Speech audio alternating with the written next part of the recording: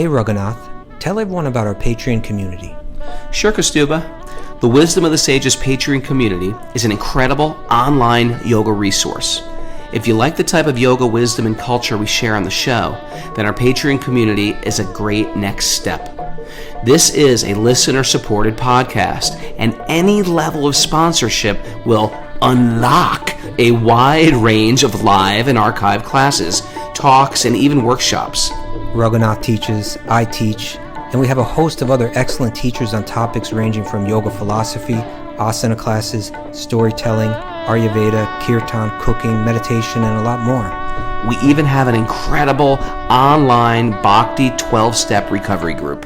So if you want to check it out, go to patreon.com/wisdom of the sages. All right, let's get it on.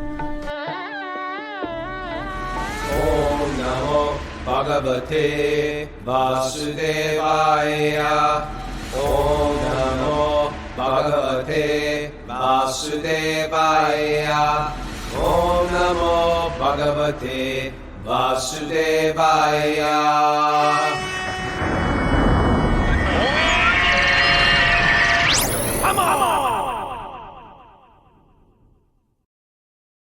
Live from Super Soul Farm, this is Wisdom of the Sages, a daily yoga podcast with your host, Raghunath, and co-host and senior educator at the Bhakti Center in New York, Kaustubha Das. Welcome to the show, everybody. Welcome to Thursdays. Today, Thursday. Yes. We got the week off, so I'm a little lost. You got the week off. What does that mean? Well, meaning my kids have the week off, and meaning my kids are away except Tarun, and I'm on with Tarun. It's amazing how it's like one kid is harder than three kids. Three kids take care of each other. One kid, it's all about you. Entertain me.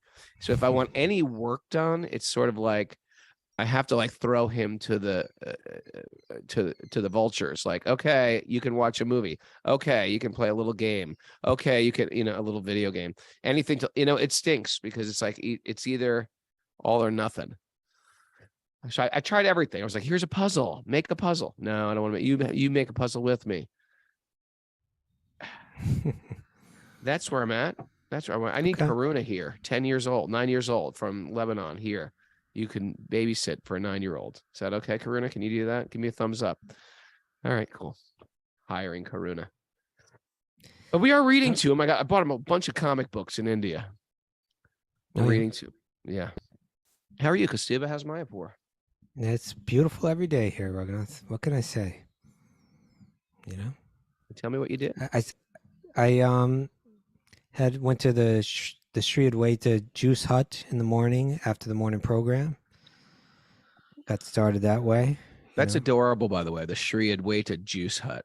Yes. Where else are you going to find that? Today I went in to the Ganga with my beads, with my japa beads, and I just sat in the Ganga and chanted japa with my beads floating on the water. Can you do that? Is that appropriate? Don't judge me, Bubba. If not, I'm asking. Because I brought mine in the shower and was just chanting in the shower, but I said Gunga, Gunga, Gunga. It was wonderful. It was wonderful. Then we had some friends over for lunch. Just going through the day here. It's sweet. Well, we had Sweet Baby Krishna last night, and guess what? We're doing it again tonight. It's really you're getting a little addicted to Sweet. I'm a little Baby. addicted to Sweet Krishna. Yeah. We're reading pastimes, we're reading some stories, and we're reading some song lyrics. And I'm just a little inspired coming back from India. Sweet Baby Krishna, my house, Patrick Heffernan. You want to come over? Come on. 7:00. I didn't even tell Mara about this. Mara, we're doing Sweet Baby Krishna tonight. Yeah. Okay. Bobby made us dinner last night. We did it over that house. She's a good cook. She's a very good cook. Okay, let's get it moving, Rogan. I'm moving, man. I'm moving. Let's move it on over to Mara. Mara. Yeah, Raghu, do we have any details about Saturday's showtime? No, it's top secret. You know what? My top secret shows come out the best. It's interview day. Just put it out there. Yeah, it's interview day. And we might change the time of it, right? Oh, yeah. If we get Shama Sundar, he has to do it later because he's in the Pacific Coast. We're going to keep you posted. It's still Thursday. We live here's what I like about Krishna consciousness. Krishna keeps me a little desperate, a little like I can't make a good solid plan yet because I'm waiting to see how attached I am to Krishna. Krishna makes me attached to him. I can't control anything. So we do not know who we're interviewing today. But we'll do our interview day on Saturday and our Q&A day on Sunday this week. Yes. Right. Tune in tomorrow for what time interview day is going to be. Okay. Also, we have a Bhakti Recovery Group meeting today at noon. And there's still a couple of spots left at the UK Bhakti Recovery Group retreat, March 30th to April 2nd. With Jiva G. You can go to bhaktirecoverygroup.com for more info on that. And we have an asana class tomorrow with Josh Kane at 10:30 a.m. for our Patreon members. Everybody loves Josh's class. Yeah, they do. So if you're a Patreon member, check it out. And if you're a Patreon member, check out Sweet Baby Krishna. And I got some great news. Braja Bihari is coming to Italy with us. He's part of the Wisdom of the Sages team, and me and Kostuba look up to him and love him, and we're super happy he's coming. And yeah, so that's going to be great. Excellent. Yeah, Italy's going to be great this year. If you haven't signed up for it, get your deposit down. It's truthfully, you want to go to Italy, it costs a fortune to go to Italy. We have a super simple, fun way to do Italy, and you do it with a bunch of devotees. It's like going to India it sounds like, I want to go to India alone. No, you don't. You want to go with like 20 people, 30 people, and just you want to sing songs with a big group of people. I know. I want to be alone. I'm a little bit more introverted. No. You want to go with the Sankirtan party. That's how you go to holy places. And that's how we make holy places holy. So if you're interested, go to our website, wisdomofthesages.com. It dumped snow last night, Kostuba, just bringing it down to real mundane. We had a big blizzard here, mainly an ice blizzard. And now I got roped into going snowboarding with my 9-year-old. So that's what I'm doing today. I'm going snowboarding. Good for you. Yeah. Okay. Ready? Yeah, I'm ready. All right. Where do you want to take this first? Maybe magic mantras. Oh, okay. Secret mantras? There's no Nugget Land today. Oh yeah, we got a nugget today. Yeah, let's get back nugget, to the brother. nugget. Okay. Here's the nugget, and this nugget is from Aleksandr Solzhenitsyn. Solzhenitsyn.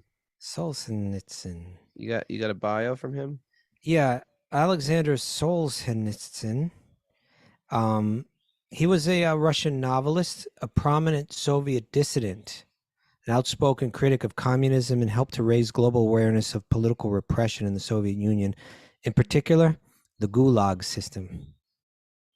Uh-huh. It was tough to speak out about communism during the communists. Yeah, He probably took some heat. I'm sure he did. Okay, here it is. If it were all so simple, right? If only there were evil people somewhere insidiously committing evil deeds, and it were necessary only to separate them from the rest of us and destroy them, right? But the line dividing good and evil cuts through the heart of every human being. Who is willing to destroy a piece of his own heart? I love this. Thank you, Aleksandr. I love this in a time where when things are painful, it's like we're looking for an ogre.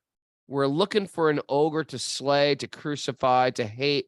And we feel by doing that, we'll get rid of evil. The problem is we're all carrying some evil with us. And here in the yoga community, we say, put the microscope on me. I got to examine my own heart. And I find that when I start to hate, I'm way off track. I'm way off my spiritual trajectory. I've crashed through the guardrails. Whenever that hate arises, that resentment arises, that anger arises, I got to understand. I know you hate out there, but they're people also. And people can be swayed. People can be swayed just by good association. You know why I know? Because I've been swayed by good association. And I tell you, we're very fragile, Kostuba, right? We're very fragile. As firm as we are, all it takes is some bad association to pull you against, like a riptide against a lot of your deep what we thought were like deep woven ethics and principles, etc. We can drift right away from those in a moment. And so better to be kind. Yeah, I love the way he phrased it. And this is a good, here's the takeaway. First one, Mara, ready? Ready. But the line dividing good and evil cuts through the heart of every human being. Right? It means, in other words, there's a side of me that's got a little evil in it too. Right?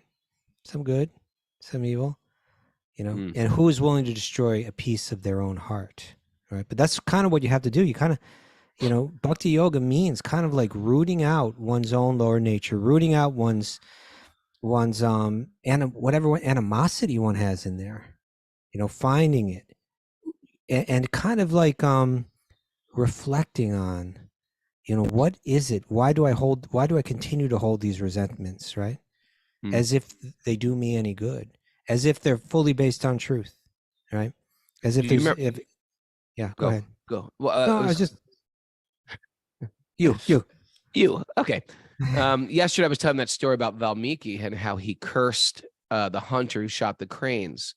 Another twist to that was he was sitting in meditation. He saw the two cranes mating. It was sort of like a very beautiful natural moment. And then a hunter out of nowhere shot the male crane. And so he immediately cursed the hunter. So when Brahma confronted him and said, you know, and he felt immediately remorseful. He's like, what was I doing? It's like a moment ago, right? Valmiki was a hunter just a moment ago. Now I'm hating this guy for everything that I was a moment ago. And we see this in religion a lot, right? We try to save those people. They're so, I can't believe they're drinking. I can't believe they're eating meat. I can't believe they're so reckless with their lives. We were reckless with our life a moment ago. A moment ago, we were doing everything we despise. And sometimes it feels a little better to lash out at those who are still engaged in that activity instead of saying, you know what? Somebody extended their hand to me without judgment, right? Someone extended their hand to me without being, you know, nasty and critical and shaming. And I embraced that hand and they pulled me out of the trenches. They pulled me out of the quicksand. And now I have to learn how to do that myself. Yeah. Yeah. It's like the tendency there is to think the line that divides good and evil exists outside of me. And maybe 10 minutes ago I was on the evil side, but now I'm on the good side and I resent everybody on the evil side. And I know they're all, you know, no. That's why he says, no, that line isn't something that you need to step over necessarily. I mean, I'm not saying that there aren't external things that we need to change or so on, but really the deep thinker is looking within, right? Looking within. And that's, you know, yoga is all about that, isn't it? You know, right? Going within. Yeah. So, you know, we're going to read today about, you know, there's this, we had an interesting question. The last Q&A, was that you and me together? Did I do it alone? Did we do one together? We did one together. You and Tara. Oh, no. That was together. two ago. Yeah. So when it was me and Tara, I think it was in that one, a question came up about, hey, you know, it's like, on one hand, we're being told that we should see the equality in every living being. And on the other hand, we're being told we should seek out good association and not like seek out, you know, try to avoid association that'll drag us down. So which one is it? Do we judge people or do we not judge people, right? Yes. And what we're going to hear, you know, the last parting advice given from Lord Vishnu in the form of Rishabhdev to his sons. And it's going to kind of reach into this place where it calls for maturity to see the differences on the external level between living beings, but also to see the oneness on the spiritual level. You know, yesterday we're talking about how you're like, there's the surface of the ocean and there's the deep down, you know? So there's surface differences, but deep down, we also need to see the oneness that's there, which means, and when I actually see that oneness, it means that regardless of what's manifesting externally, I can have the faith and even the affection for to wish well, 100% for every living being. You know, it was interesting. I was with Tara today. He was asked to do an online program for like a sangha of devotees from both Russia as well as Ukraine today, right? Huh. Wow. Interesting, right? Yeah. Very interesting. And, you know, in the course of that, he was being asked questions and so on about, you know, about this kind of topic, about seeing even one's enemy as one's friend, right? And he spoke on, I kind of popped in at the end of it. He was speaking really nicely, but afterwards, after he came out of the Ganga, he must have been thinking, because he swims in the Ganga. He goes way upstream and comes back down. Oh, really? You know? Yeah. It's hard to swim against that current. You got to be a strong swimmer. Yeah. And then he floats back down. And I think as he was floating back down, he was thinking about the talk that he gave. And when he came out of the water, he said to me, he said, you know, it's easy for me to say, oh, you got to love your enemy, but my house isn't being bombed. You know, he's talking to people who are really going through it, you know? Right. And I understood what he was saying, you know, like, yeah, you want to be careful not to preach down to people, what to speak of when they're going through stuff that you can't even imagine. But you know, at the same time, I said, no, but you were speaking the truth, and the truth, you know, the truth is always healthy, you know, you're speaking it with sensitivity. But that is what and then he told me something I thought it was really good, the way he phrased it. He said, we need to know the highest principle and we need to try to catch it, you know? So it needs to be spoken, you know, this is the principle. We need to learn to see the spirit in every living being. Ultimately, we need to learn to love every living being. That may be hard for us to do due to our circumstance, but we need to know that. And in this lifetime, we need to reach and try to catch that, you know?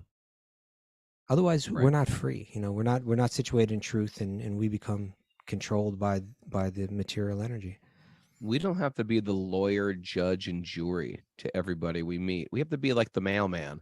Hey, here's your letter, sir. Have a good day. How are you today?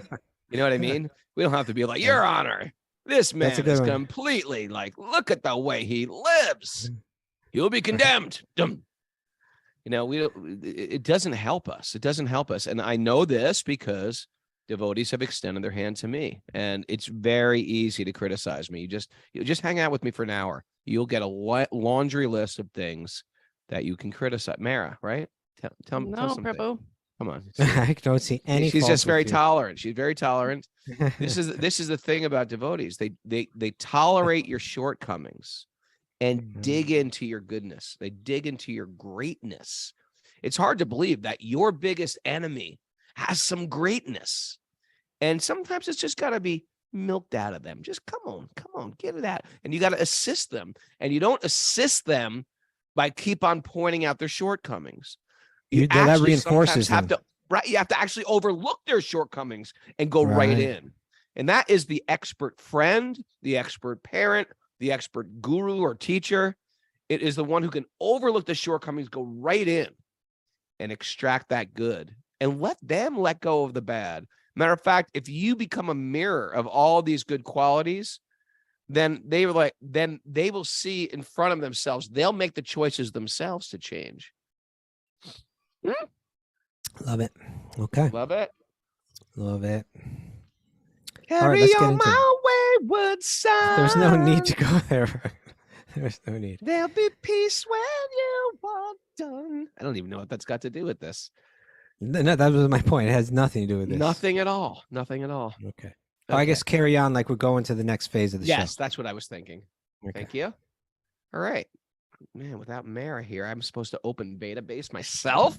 Come on! Don't you cry no more. I didn't like music back then. Okay, hit it. But no, Mary, that was another one there. We don't have to be the judge, jury, and what was it, executioner or something? I should have said that, but I said lawyer, judge, and jury. Lawyer, judge, and jury. We just need to be the mailman. The postman. Like Mr. Postman. Oh, that was a good song.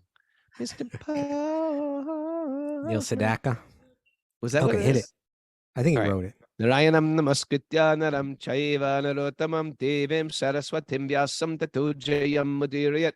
Before we start the Srimad Bhagavatam, which is the very means of our conquest, one should offer respectful obeisances to the Supreme Lord Narayan. Unto Nara Narayan Rishi, the supermost human being, to Mother Saraswati, the goddess of learning, and to Srila Vyasadeva, the author. Nasta prayeshva bhadreshu nityam bhagavat sevaya bhagavati utamashloke bhaktir bhavati naishtiki. By regular attendance in classes in the Bhagavatam and by rendering service to the pure devotee, all that is troublesome to the heart will become eradicated, and loving service to the Supreme Lord, who is praised with transcendental songs, will be established as an irrevocable fact.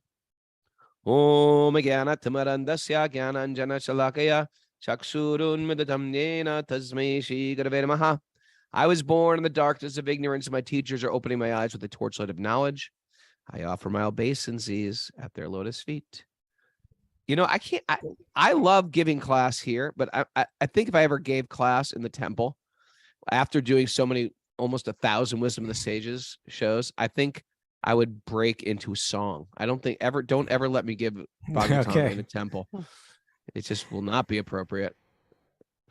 Okay. Well, Mara, where are we? We're in Canto 4, right? No, reading from Canto I 5. know, we're well into Canto Five. 5 right now. All right. I sent you the link, Raghu, on the chat board, actually. Well, you know what? You always do it, so I'm just not there in my mind. Yeah, so we're reading from Canto 5, Chapter 5, Text 25. Oh my God, that's auspicious. That's like a Krishna miracle. 555. Yesterday was 2/22/23. How cool was that? That's super cool. Well, it was a good day because I had okay. Text 25.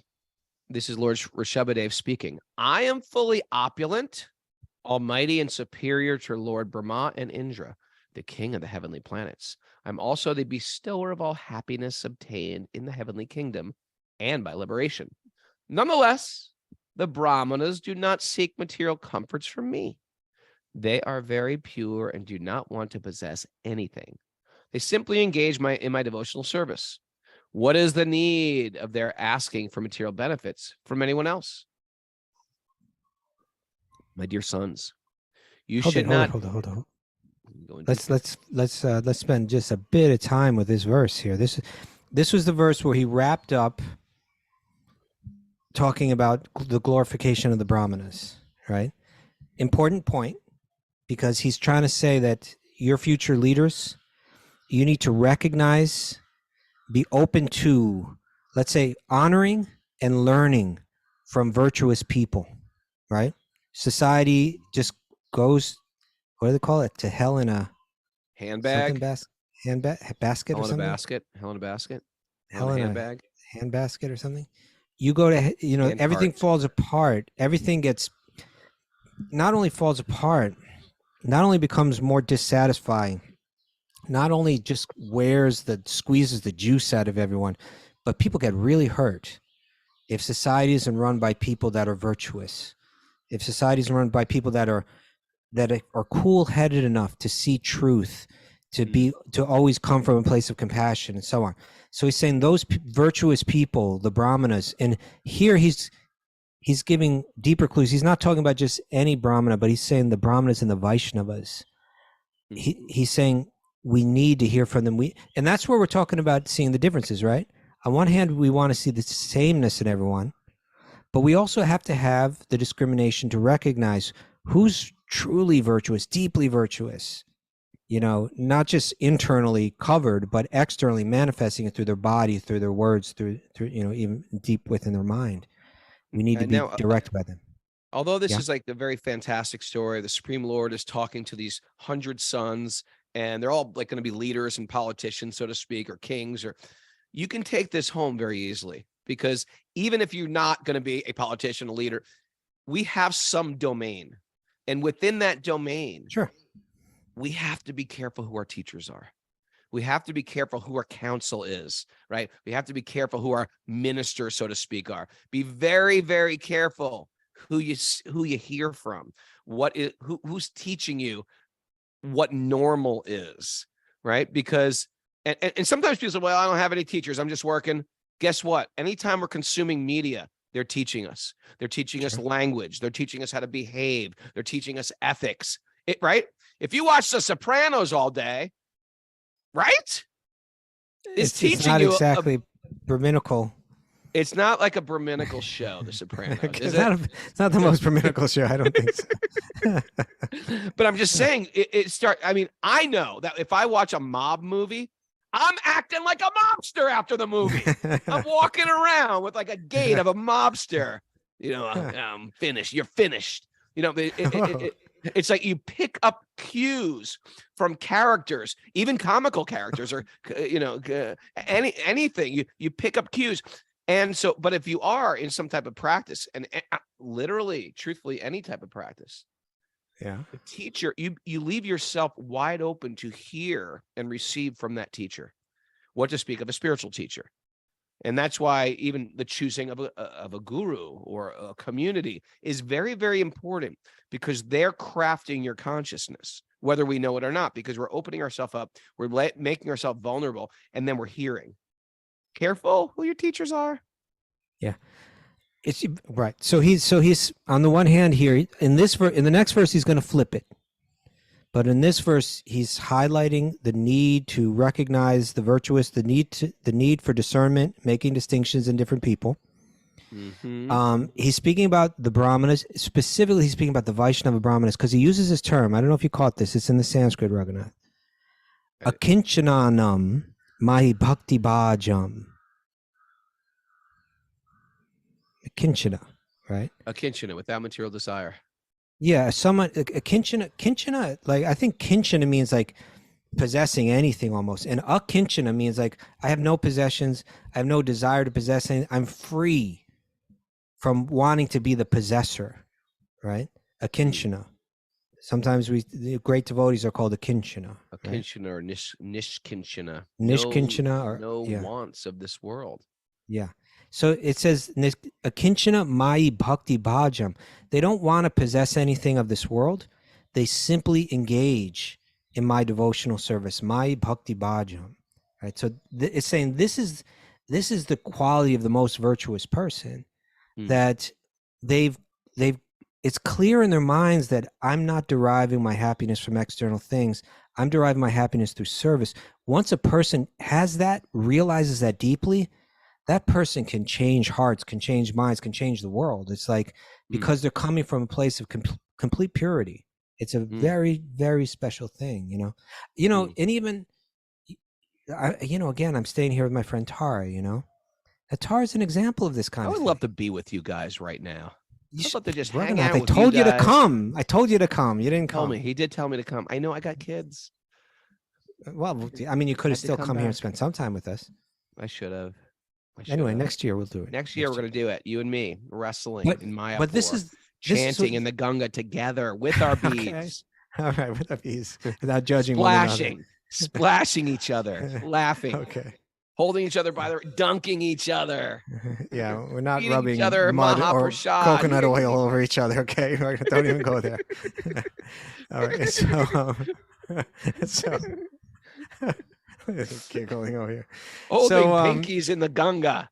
Okay, I want to talk about my friend Tara now.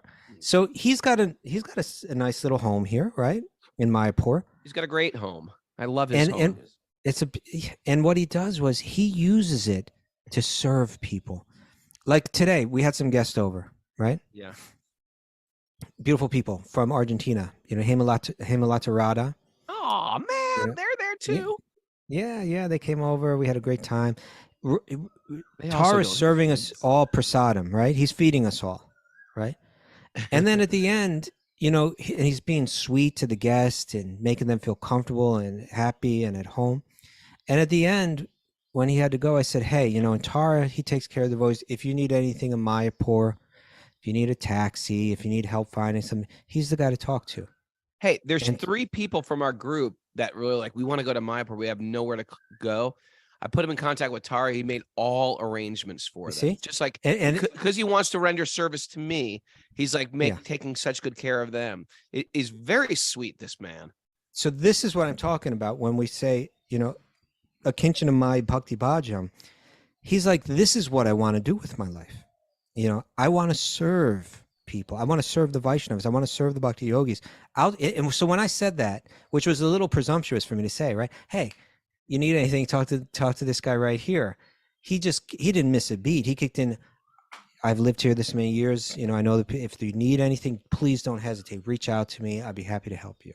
Mara, write that down. Knit this into your scarf. Ready? Sweet, invite sweet men into your life. Invite sweet people into your life. Hold on, you're telling Mara to invite sweet men into your life? What exactly do you? What exactly? Invite sweet men into your life. Wear that shirt around, Mara. Yeah, no. So that there we see it's a manifestation of what's being spoken about in this verse. He's a person that's been practicing Bhakti Yoga. He's learned deep lessons. He's not interested in the things of this world. He's interested in serving. And from that kind of person, you'll get powerful truths. You'll get good instruction. You'll get good sangha from that kind of person. Okay. So text 25 was saying, recognize those people amongst the masses. Recognize those deeply virtuous people, the Brahmanas, the Vaishnavas. Honor them, hear from them, learn from them. Okay, next verse, 26. This is going to flip it now. It's going to say, now, not only do you need to see the differences, now also, even though not everybody is virtuous, right? Still, see the spirit inside everyone. See the equality of everyone. My dear sons, this is text 26. My dear sons, you should not envy any living entity. And here again, envy here, I think we could translate as have any hostility towards. Sure. Right? Yep. Okay. Be they moving or non-moving. That means even the plants. Like you can't envy a tree. You stupid tree. Nope, you can't have any animosity towards a tree. Yeah. Knowing that I am situated in them. There you go. You hate another person, you hate God. And probably hate yourself a little too. Right? Well, knit that one into your scarf. What's that? If you hate another person, you hate God. You hate yourself. Because God's sitting in their heart, and you might hate yourself too. You know. Right. Okay. Text 25. No, you haven't finished this one yet. What? Okay. I'm sorry. Text 26. Without Mara here scrolling up, I'm completely lost. Why is it so hard? It's so easy to do. You know what? My head goes different places. Okay. My dear sons, you should not envy any living entity, be he moving or not moving. Knowing that I'm situated in them, you should offer respect to all of them at every moment. This is the devotee. And in this way, you offer respect to me. What wow. That is a back piece tattoo. You want to love God, you see God in every living entity, not just the ones you like. There you go. Yeah, here we're getting this important message, right? We've heard now in these two verses, not only recognizing the differences in people and honoring the truly virtuous and hearing from them, but beyond that doesn't mean you condemn everyone else, you feel superior to everyone else or whatever. No, you actually offer respect to every living being at every moment, recognizing God within them, right? This recognizing their body's a temple. Their body's a temple, right? This is a peace formula, huh? It's a peace formula for sure. Yeah. Do we have to figure out everything for the world? Well, it's all right here. It's all right here. We just got to be postmen. Everybody on Zoom has to become a postman and deliver this message of the Bhagavatam. Every other out there, others, you're not off the hook. You got to go out there. You got to give this to other people. Come on. Don't sit there like a miser hoarding valuable information. Give it away. Give it away. Give it away. Leave it there right now. But here's something really interesting to consider too, right? Let's reach deep into our hearts, right? Let us each examine deep within our hearts and see if within there we find a little hesitation, right? Maybe a little bit of aversion to the idea of a personal God, that there's another person out there that I'm supposed to listen to, right? Mm-hmm. On some existential, eternal, level. That can be a little bit difficult to wrestle with. I think people tend to have a bit of an aversion for that. But why? Because we think that person may be trouble. That person may be egotistical. That person may be arrogant. That person may be demanding. That person may want to be on the pedestal and take all the glory and here what we heard was Vishnu, who is that identified as that person throughout Bhagavatam, throughout Bhagavad Gita and so on. He's saying what pleases me, and we picture this. So what do you have to do to please the deity, right? Or you have to offer sacrifices and you have to practice austerities and, what does it take to please God? Well, here he's saying it's not so much about sacrifices that you offer to God. He's saying it's two things: honor virtuous people and learn from them so that you'll get good instructions in life, and respect the spiritual equality in every living being. And if you do that, he's saying that's how you please me, right? If you want to make an offering to me, then offer respects to every living being, and I feel like you've respected me. Let's try to understand the heart of that person, right? And maybe we'll feel better, about dealing with the existential reality that there is a designer behind all this, right? There is a controller behind. There has to be, right?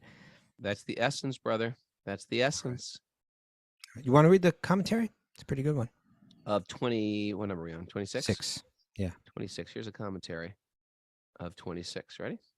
Yep. In this verse, the word vivekta drigbi, meaning without envy. Vikta drigbi, meaning without envy, is used. All living entities are the abode of the Supreme Personality of Godhead in his Paramatma feature. Right? There's God in the heart. As confirmed in the Brahma Samhita, Adantarastam Paramanu. The Lord is situated. I thought we'd do it together. Sorry, didn't mean to take it over. That's okay. Okay. You can. I'm good with you taking it over. The Lord is situated in the universe as Garbhodakshayi Vishnu and Kshirodakshayi Vishnu. He is also situated in every atom. What? How can that be? So should we talk about that? Without and within every atom? Boom, Raghunath, that's right. Without it's and within. It's inconceivable. I want everything in my tiny brain to be conceivable. No, it's not going to be. You know why? Because the Lord's quite magical and I am quite small. I won't be able to conceive all this stuff. That's like the ABCs of understanding this stuff. It's beyond your conception. We are like, but it can be handed worms. down. Right? Huh? It can be handed down. But yeah, you may not be able to climb up to that, but it can be handed down and you can get it. You can grasp it. At the Govardhan Eco Village, there is a classic. You know where I'm going with this? Govardhan Eco Village, there's a classic. No idea. Mara? No. Okay. There's a when you come in the Govardhan, right across from the temple, there's a classic Indian like restaurant well. There's a big round well, and it go you go look like 20 feet down, and then you see it's like an aquarium practically. There's weird fish in there. There's like frogs. There's like gigantic frogs, like, and they're living in this well. And it's just like that famous analogy of like some of these animals were born in that well. I don't know how the hell they got there, but I don't know if they think people threw fish down there, but whatever it is, they're in that well and they can live and die, give birth, and maybe they have 4 generations living in this giant well. And and if you're looking up from that well, you can never see the temple. You can never see the restaurant, which is right there too. You can never see the whole even though you're right there. You're right next to it all, and you can't see it all because you live in a well. We have to deeply understand we are like frogs. And when we hear something fantastic, yeah, there's a flower festival going on in the temple right there. All we think is, yeah, right. Sure it is. It's because I'm living in a well. All I know is a bunch of other frogs, a couple fish, some mosquitoes that I eat, some plankton. All I know is plankton. Okay. There's more out there. We just can't perceive and so what this commentary just said was, hey, here's something that may be a little difficult to wrap your mind around. This is something you would have never figured out on your own unless it came down through the Vedic literature. Right. And the Vedic literature in this case would be Kaustuba going to that temple, going to a flower festival and sticking his head over the well and going, there's a whole party going on over here. You can't. That's right. Yeah. Right. All right. Go on. It's so the point here made was, and if you know the terminology, you know what he's saying. The Lord is situated in this universe as Garbhodakshayi Vishnu and Kshirodakshayi Vishnu. That means God outside and God inside, right? God as the soul of the entire universe, spreading his awareness throughout enlivening and animating the universe, just like my soul animates my body and your soul animates your body. Mm-hmm. Garbhodakshayi Vishnu is that Vishnu that his body gives life to the entire universe. So he's the soul of the universe. But then that same Vishnu enters in the heart of every living being. It's called Kshirodaksha Vishnu. So he's without, he's also within. Okay. Very nice. He's also, according to the Vedic statement, Ishavasyam midam sarvam. Oh, The did you Supreme skip Lord is somewhere? Okay. He is also situated within every atom. every Okay. atom. According to the Vedic statement, Ishavasyam midam sarvam. The Supreme Lord is situated everywhere. And wherever he is situated is his temple, right? Yes. This is our temple. Our body is our temple. That means every body of every moving and non-moving living being is a temple of God. Right. real. When someone comes in the room, you're like, who is that idiot? Guess what? You are It's God's temple you're cursing talking a about. temple. You're cursing a temple. Yeah. We even offer respects to a temple from a distant place. And all living entities should similarly be offered respect. This is different from the theory of pantheism, which holds that everything is God, right? Everything Right. has a relationship with God because God is situated everywhere. We should not make any particular distinction between the poor and the rich, like the foolish worshippers of Daridra Narayan. Want to explain what Daridra Narayan is? Daridra Narayan means that, like, Daridra means like the poor, and Narayana means Lord Vishnu or God. I think this And was a so- theory pushed in India. It was like kind of like a political thing Yeah, where it was like, hey, the poor should be worshipped as God. right. And I get it because there's so many poor. You want to let's have some respect. Yeah. Not treat them like they're not inhuman, like they're things. Right. So this so- is really so like the yes, the pendulum motive- swinging back.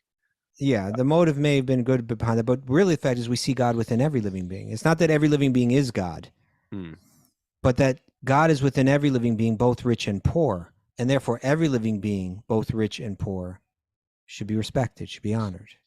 Sure. Yeah. So Narayan is present in the, here Prabhupada says, Narayan is present in the rich as well as the poor, right? Sometimes we feel like, oh, this person's so poor, we got to help them.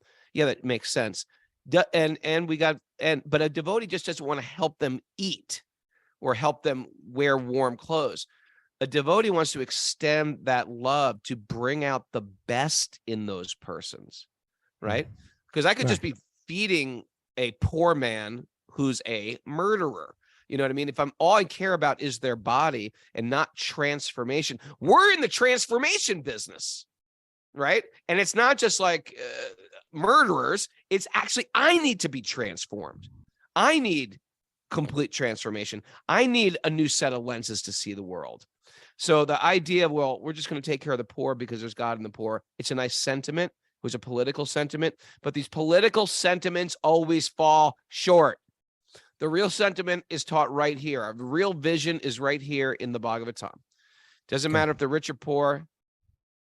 God is in every living being. Excellent. An advanced devotee will offer respects to everyone, even cats and dogs. Now, it's funny because in India, it's sort of like cats and dogs are not as worshipped as they are in America. People will read this. They're probably like, of course we offer respect to cats and dogs. We love them. Especially the dog. We love dogs. But in India, it's changing now. But you don't see so many pets, at least in the old days. It is changing. Yeah. Or they didn't come onto your couch and lick you to death and, No, they don't do that. Carry them around a basket. Vidya Vinaya Sampane Brahmani Gavi Hastine Suni Chaiva Svapakicha Pandita Samadarshana. Famous verse, Mary. You should learn that verse. Maybe Karuna knows it. Karuna knows that verse. Karuna, can you chant it for us? Unmute this woman. There we go. Unmute. Hey, Karuna. Hi, Karuna. Hi. Vidyavinaya Sampane Brahmani Gavihasini Sunita Vasvapaketa Pandita Samadarshana. Excellent. Good job, Karuna. Okay, I gotta get that one. I gotta get that one for Tarun. So a learned, here's the translation, the humble sage, by virtue of true knowledge, sees with equal vision a Brahmin, right? One of these educators, these renounced Refined educators, gentleman, refined gentle gentleman, woman, perhaps. lady, A refined cow. lady. An equal vision of him and a cow? Yeah. And not only that, an elephant. Wait, you see equal vision? Oh, I saw the elephants Brahmin? today. Robin. You saw an elephant? Yeah, the 2 elephants here in Mayapur. Thank you, Mr. Squirrel. Can I continue? Okay, well, I mentioned elephant. I Please caught him continue. squirreling away. Please continue. All right. All right. So the Brahmana, a cow, an elephant, a dog, right? They're a little low class compared to they're. I mean, we love dogs, but I'm just saying in the village society, Some of their habits. the dogs are just hanging around, and they're some of their habits can leave something to be. You can need some refinement. I've That's all become a I'm dog person, right, Mara? Yeah, that's right. Yeah. See. So, but they're saying with equal vision, and now it's going to go to a dog, and not only that, a dog eater. It means like less refined person. Right? We don't like we don't like the habit of eating meat. What to speak of a dog eater, but one who's actually refined in their vision, a pundit, a real pundit. Pundit doesn't mean I just know all the stories from the histories of India. Pundit means you've developed this vision. All these actual animals, it's just they're walking around in outfits, in costumes, but underneath it all is a beautiful, pure, spiritual being. Even That's the dog the set eater? of lenses we need to Even wear. the dog eater. Even the dog eater. Even the dog eater. How's that name for a band? I mean, that. Hey, we're dog eater People are like, what? from Rockville, Maryland.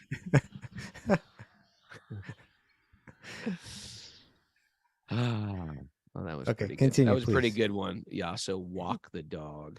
Hare Krishna. All right, Krishna. Hare Krishna. Yaso. Please continue. Please continue. This Okay. Samadarshana.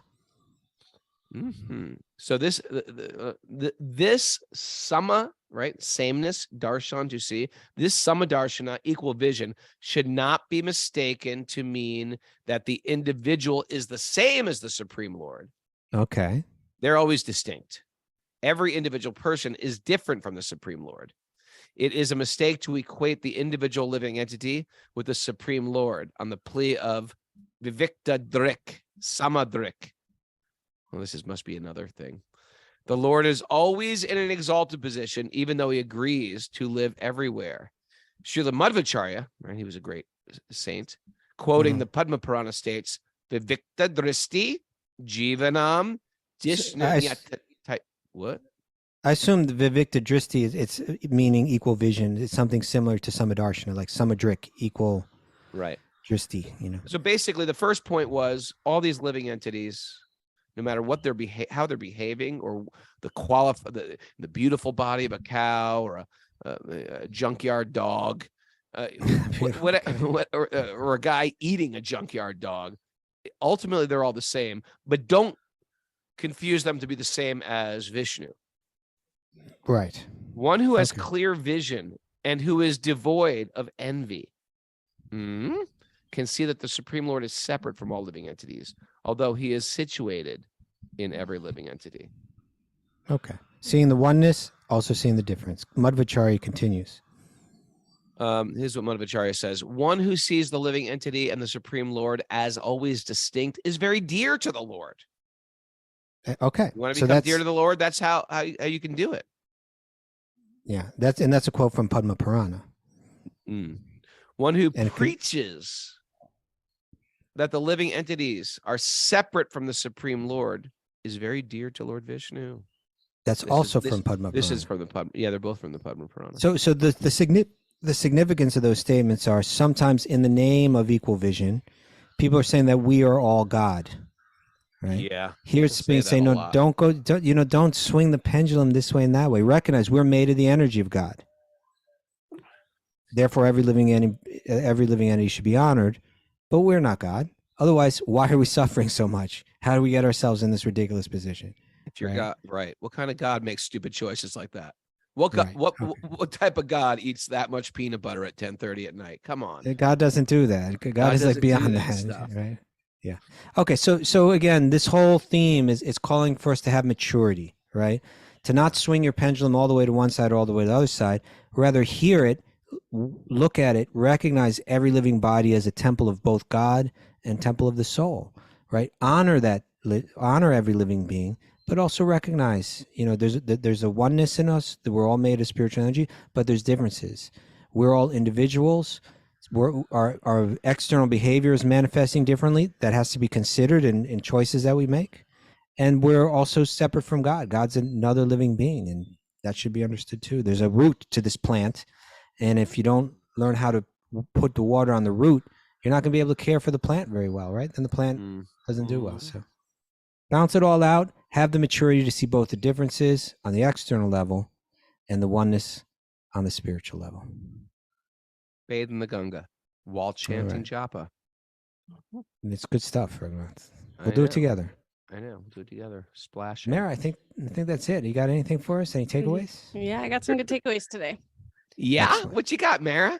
When you start to hate, you're off your spiritual path. Yeah. Yep.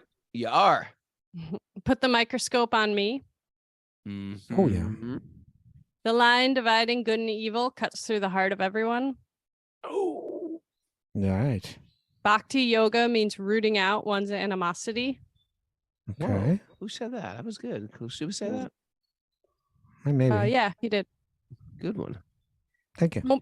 Don't be I the didn't hear judge. you. I didn't hear you say it. I don't listen to you. I know you don't. It's okay. I'm joking. I do. I don't all the time, though. I'm thinking of things to say. But they come when we listen to each other. They come automatically. That's the point. Do they? Yeah, they do. Do they? I Don't hope you got be the the- one about the lawyer and the mailman. Is that the last one? That's the next Okay. one. Don't be the lawyer, jury. Don't be the judge, jury, and lawyer. Be the mailman. There you go. Good one. Yeah. Yes. Become a mirror of good qualities. Ooh, Okay. lucky. Mhm. Don't let mobsters craft your consciousness. No. Especially New Jersey mobsters. Okay. New York mobsters, maybe. Yeah. Invite sweet people into your life. Yeah. Invite sweet men into your life, Mara. If you hate others, you hate God and maybe yourself. Yes. Maybe even yes, yourself. Yes. All we know is plankton. Do you know what we're going And- through? God is beyond peanut butter. Yep.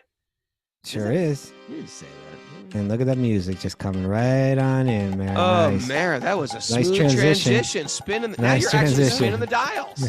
Hey, Yeah. Patreon members, thank you for supporting us. If you like what we're doing, go to patreon.com/wisdom of the sages, and then you get entrance into a vault of goodies, including Sweet Baby Krishna tonight. We're going to do that at 7 o'clock tonight. We're inspired. We're going to tell Krishna's pastimes and stories. And we always have a very special, sweet group. Yeah. Seems like Martine is pushing the Elephant Whisperers movie on me. Mentioning now twice, I think I have to watch that movie. Elephant Whisperer. I tell you, Have you seen it? we had there's an elephant whisperer here, in my, Oh, really? again, yeah, the elephants here they win awards for the best cared for elephants in India. And they do Oh, that nice. by whispering to the elephant? I think, well, there's one woman that really, she looks after him. She's like heavy, I was walking down the road with Tara and we came up to the elephants. And I wanted to touch the elephant, so I said to Tara, Tara, is it okay to touch the elephant? He said, yeah. I said, is it safe? You sure it's safe? He says, oh, yeah, go right ahead. So I reach her, I touch the elephant. And then this woman is coming up from behind on the scooter. She said, never touch the elephant. Never touch the elephant. I was like, it's dangerous, She was I really bet. ready to lay into me. She was really going to let me have it. She's got a reputation for this too. She's very defensive, protective of the elephant. So she started laying into me, never touch the elephants. I said, oh really? You never do that. I'm like, How about never chastise Kastuba? How about that?